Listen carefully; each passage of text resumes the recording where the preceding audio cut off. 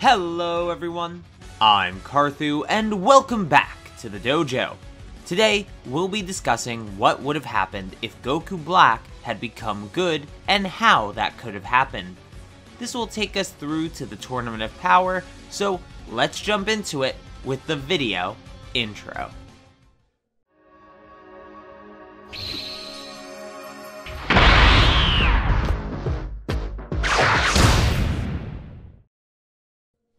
The how this would happen is fairly simple.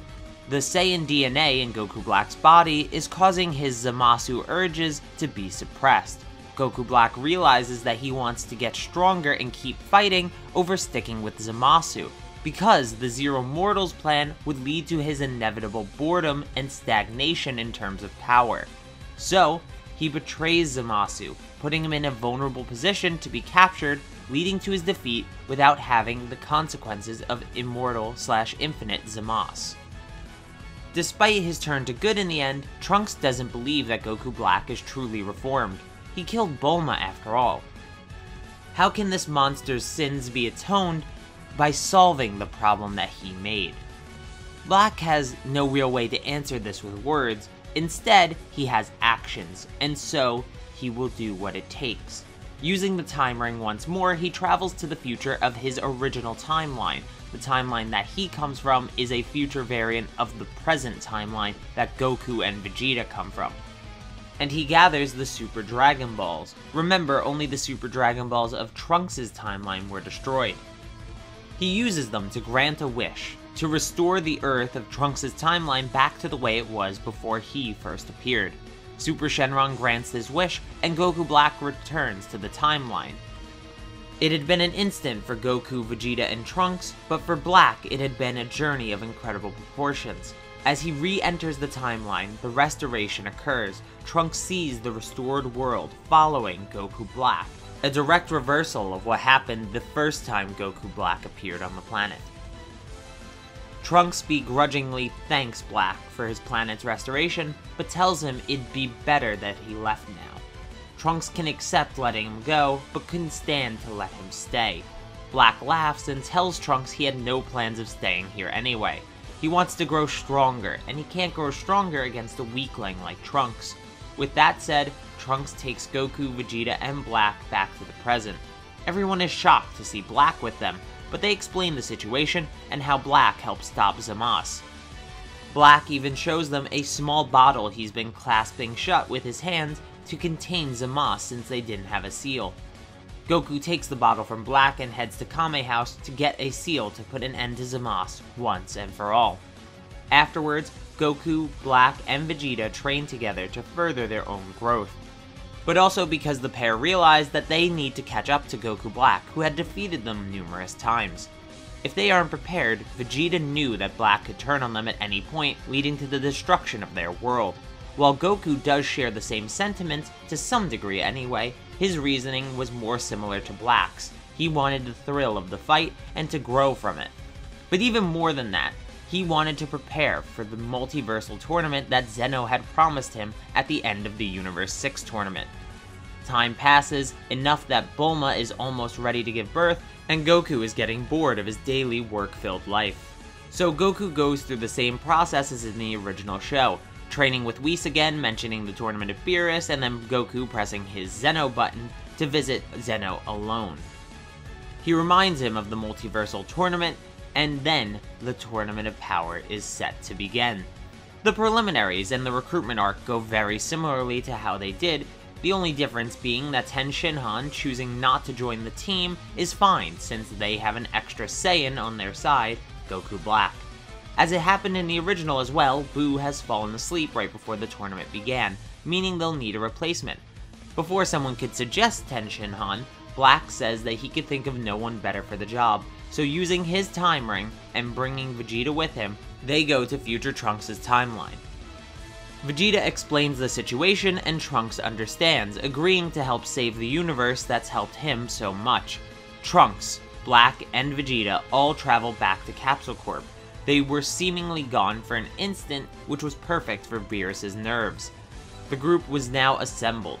Goku, Vegeta, Gohan, Piccolo, Android 17 and 18, Krillin, Master Roshi, Goku Black, and future Trunks. Together, they set off for the Tournament of Power. When they arrive on the arena stage, Black immediately begins looking around for someone worthy to take down, but it is a bit of a disappointment in how weak the competition seems to be. That is until the arrival of Team Universe 11. Toppo and Jiren have caught his eye instantly, and now he's excited to get started. The tournament begins, Vegeta and Trunks go together to take on opponents. Goku goes out on his own to find Jiren, as does Black. Instead, the two find themselves fighting Universe 9, as they believe that both of them are the just regular Goku that they fought in the preliminaries. So seeking revenge, Goku and Goku Black are attacked by Universe 9. The pair easily eliminate the universe though, and so begins the erasure of universes. Universe 10 follows shortly after, and to be honest, nothing of note really changes until we hit episodes 109 and 110. Episode 106 is slightly different due to no Tenshinhan, but Black simply blindsides the sniper instead of getting too close to be knocked off with him. Going forward to episodes 109 and 110, Goku is challenged by Jiren, to the chagrin of Goku Black. The fight does go as it originally did, but the sight of Ultra Instinct Omen surprises Black greatly. He knows if Goku can achieve that form, he can as well. As Goku lays defeated on the ground, Trunks runs over and restores his energy. Meanwhile, Hit, who was planning on confronting Jiren, is now cut off by Black instead. Black remembers Hit, the man that evolved to the level of the gods in mere moments, potential not too dissimilar from his own. This is the first fight he's interested in. As the fight begins, their power seems close enough to make for an even fight, but quickly Black's limitless potential is pushing him higher and higher. Even Hit's time cage can't stop him, Black simply overpowers it the same way Jiren did. And with that, Hit is eliminated by Goku Black, and Black is feeling even more confident about taking on Jiren. But after seeing Ultra Instinct, he knows he must be patient, so Black waits. Things continue on in a very similar manner to the original, just that Universe 7 has an extra fighter. Black takes a role very similar to Frieza, while Trunks continues to help his father. Black is observing. He notes the power of the Universe 6 Saiyans and their fusion. He starts to learn the workings of Ultra Instinct by seeing it a second time. His hiding and observation is paying off, but his blood is boiling and his heart is racing. The fighting is making him excited, he's becoming antsy. The Saiyan body wants combat and will not stay put any longer. Luckily, a new threat was about to emerge. The remaining members of Universe 3 have merged together to become Ani-Raza. The remaining members of Universe 7 group up to fight the robotic monster, but Black tells them to stand back and watch. He closes his eyes, breathes in, and breathes out, and when he opens his eyes again, they are silver. Goku Black is now in Ultra Instinct Omen, and with that power, he is able to take down Ani-Raza with little difficulty. With Universe 3 erased, all that remains is Universe 11 and their 3 fighters. Vegeta wants to finish what he started with Toppo earlier, so Trunks helps Gohan and Android 17 against Dispo. Black goes full speed at Jiren, still in his Ultra Instinct Omen form from his fight with Ani-Raza. Something important to note is that Black learned from Goku's fight with Caithlua the weakness of Ultra Instinct Omen, and so his first Omen is more like Goku's third, a better balance of offense and defense, but not perfect. Goku is impressed by Black, but he quickly realizes that if Black is able to use Ultra Instinct this well, then he can too. So Goku closes his eyes, breathes in, and breathes out, and when he opens them, his eyes are silver.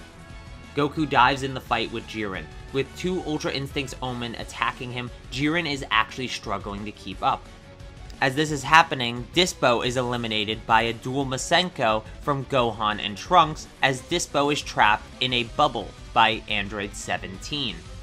Toppo is also defeated by Vegeta, who doesn't need Blue Evolution, and Toppo doesn't even get his God form in this situation. Vegeta is just so much stronger from his training with Black preemptively.